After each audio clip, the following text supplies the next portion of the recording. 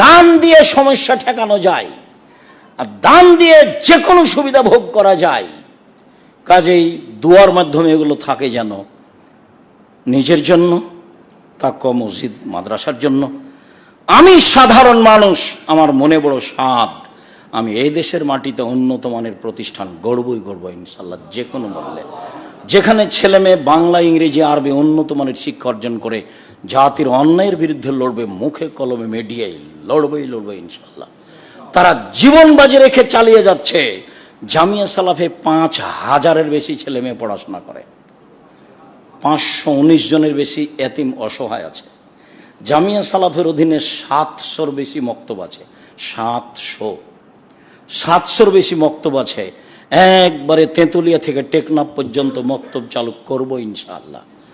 সেই দিন ভাবছি জামিয়া সালাফ